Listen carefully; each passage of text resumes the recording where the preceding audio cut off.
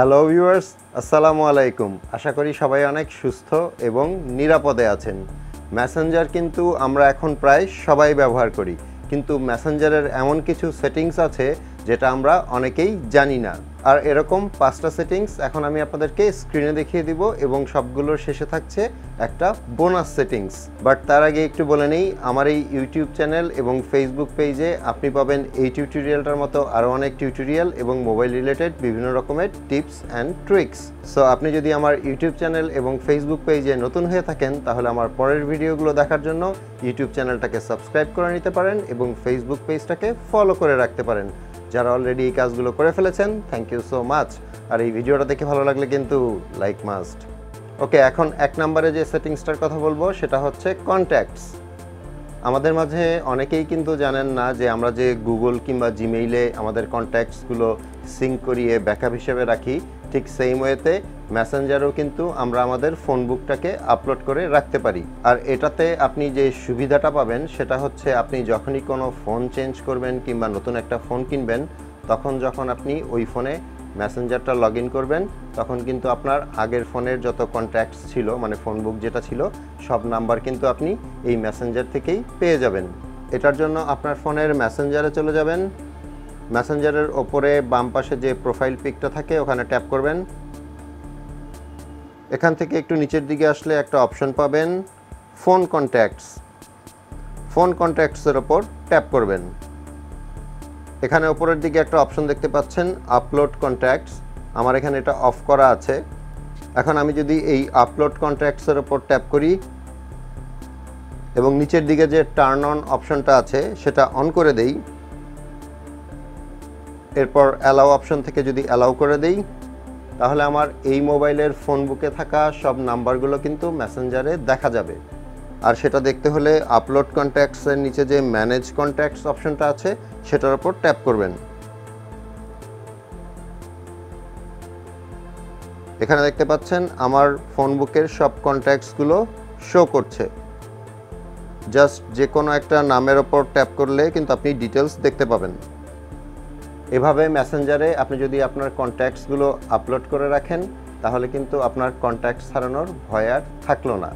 এখন আসি 2 নাম্বার সেটিংসে, আর সেটা হচ্ছে ইউজার নেম। অনেক সময় এরকম হয় যে সে হয়তো আমার ফেসবুক ফ্রেন্ড না, কিন্তু আমার সাথে মেসেঞ্জারে যোগাযোগ করতে চাচ্ছে, হয়তো ওভার ফোন কিংবা যখন দেখা হলো তখন জিজ্ঞেস করলো তোমাকে মেসেঞ্জারে কিভাবে খুঁজে পাবো। আপনি হয়তো আপনার নামটা বললেন। ফর এক্সাম্পল, আমি যদি এখন বলি যে আমার নাম ইমরুল হাসান খান, এখন কেউ যদি ফেসবুকে গিয়ে ইমরুল হাসান খান দিয়ে সার্চ করে, তাহলে কিন্তু শত শত ইমরুল হাসান খান সেখানে আছে। বাট আপনি যদি আপনার একটা ইউনিক ইউজার নেম বানিয়ে নিতে পারেন, তাহলে ওই নাম দিয়ে সার্চ দিলে শুধুমাত্র আপনার মেসেঞ্জারটাই পাওয়া যাবে। আর সেটা করতে হবে মেসেঞ্জার থেকেই। মেসেঞ্জারের ওপরে বাম পাশে প্রোফাইলে আবার ট্যাপ করবেন। এখানে একটু নিচের দিকেই পাবেন ইউজার নেম, ওটার ওপর ট্যাপ করবেন। বাই ডিফল্ট এখানে একটা ইউজার নেম দেওয়াই থাকে। আপনি এখান থেকে এডিট ইউজার নেম যে অপশনটা আছে সেটার উপর ট্যাপ করবেন। এখানে দেখতে পাচ্ছেন আমার একটা ইউজার নেম দেওয়াই আছে। এখন যদি আমি ইউজার নেমটা চেঞ্জ করতে চাই, তাহলে এটাকে আগে ডিলিট করব। এখন এক্সাম্পলের জন্য আমি আমার ইউজার নেম একটা দিয়ে দিচ্ছি। আর ওই ইউজার নেম যদি অ্যাভেলেবেল না থাকে, তাহলে কিন্তু নিচে লেখা আসবে this user name isn't available. So আপনাকে নাম, সংখ্যা এরকম কিছু একটা মিলিয়ে ইউজার নেম ক্রিয়েট করতে হবে। এখন দেখতে পাচ্ছেন যখন আমি দিলাম ইমরুল 2022, তখন কিন্তু ওপরে সেভ অপশন এসছে এবং নিচে কোনো কিছু লেখা আসেনি। তার মানে এই ইউজার নেমটা এখন পর্যন্ত কেউ ব্যবহার করছে না। এখন যদি আমি এখানে ওপর থেকে সেভ করে দেই, এখানে দেখতে পাচ্ছেন আমার ইউজার নেমের আন্ডারে ইমরুল 2022 এটা সেট হয়ে গিয়েছে।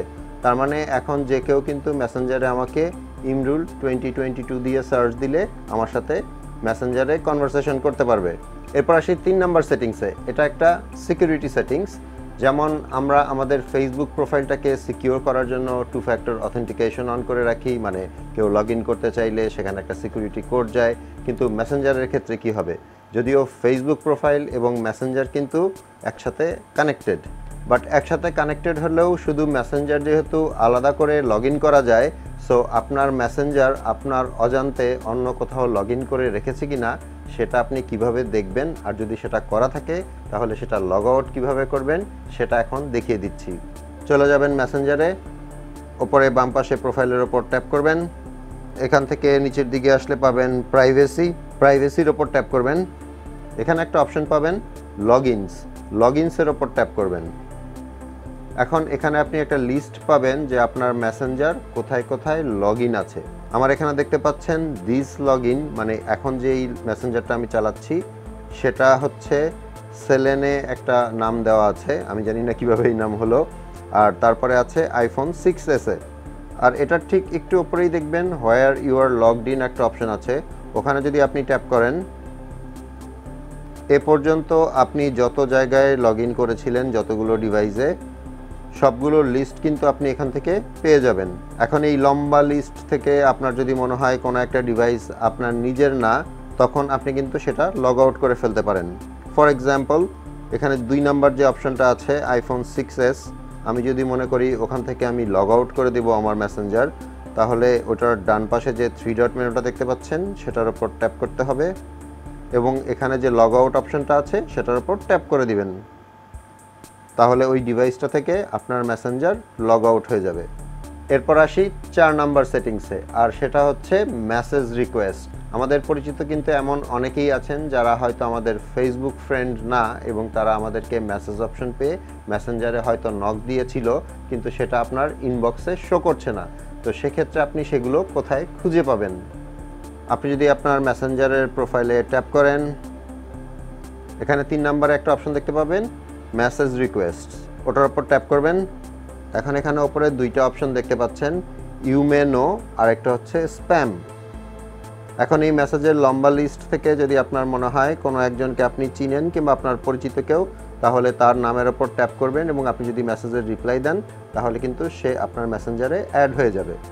এখন 5 নাম্বারে যে সেটিংসটা আছে সেটা কিন্তু বেশ ইন্টারেস্টিং, আর সেটা হচ্ছে ওয়ার্ড ইফেক্টস।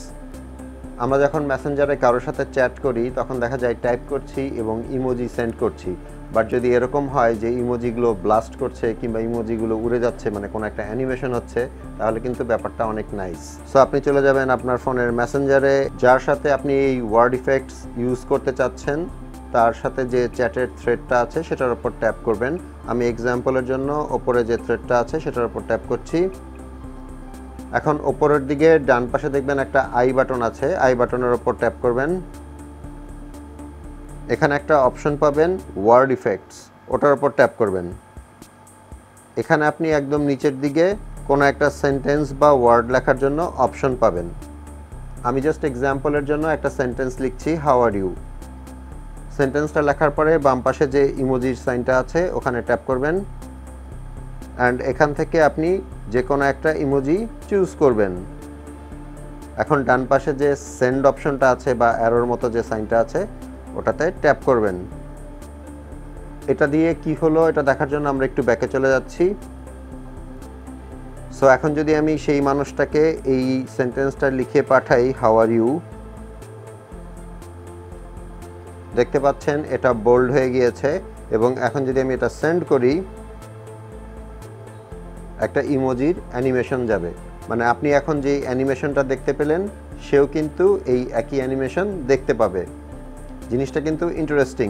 এখন আপনি চাইলে অনেকগুলো ফ্রেজ বা সেন্টেন্স কিন্তু এভাবে বিভিন্ন রকমের ইমোজি দিয়ে সেট করে রাখতে পারেন। ভিডিওর শুরুতে বলেছিলাম শেষের দিকে 5টা সেটিংসের পরে একটা বোনাস সেটিংসের কথা বলবো, আর সেটা হচ্ছে এসএমএস। আপনি চাইলেই কিন্তু আপনার মোবাইল সিমে আসা এসএমএসগুলো আপনার মেসেঞ্জার অ্যাপে দেখতে পারেন। এটা অনেকের কাছে ভালো লাগে, আবার অনেকের কাছে বিরক্তিকর, বাট যারা ফ্রিকোয়েন্টলি মেসেঞ্জার অ্যাপে থাকেন তাদের জন্য কিন্তু জিনিসটা সুবিধাজনক যে আপনার বারবার দেখতে হলো না যে টেক্সট মেসেজ কী আসছে আর মেসেঞ্জারে কী আসছে। তো এটার জন্য যেটা করতে হবে, সিম্পলি আপনি আপনার মেসেঞ্জারে চলে যাবেন, ওপরে বাম পাশে যে প্রোফাইল অপশনটা আছে ওখানে ট্যাপ করবেন। এখান থেকে একটু নিচের দিকে আসলেই একটা অপশন পাবেন এসএমএস, এসএমএসের ওপর ট্যাপ করবেন। এখানে দেখতে পাচ্ছেন আমারটা অফ করা আছে, সো ডান পাশ থেকে আমি যদি এটা অন করে দেই, আমার এখানে অপশন আছে যে আমি কি আমার সিমে আসা মেসেজগুলো মেসেজ যে অপশনটা আছে মানে ফোনের সেখানে চাচ্ছি, নাকি মেসেঞ্জারে চাচ্ছি, আর নাকি ট্রু কলার যে অ্যাপটা আছে আমার ফোনে সেটা একটা অন্য বিষয়, নাকি সেখানে চাচ্ছি। সো আপনি যদি আপনার ফোন থেকে মেসেঞ্জার এই অপশনটা সিলেক্ট করে সেট অ্যাজ ডিফল্ট এই অপশনটা চালু করে দেন তাহলে আপনার সিমে আসা মেসেজগুলো মেসেঞ্জারে শো করবে।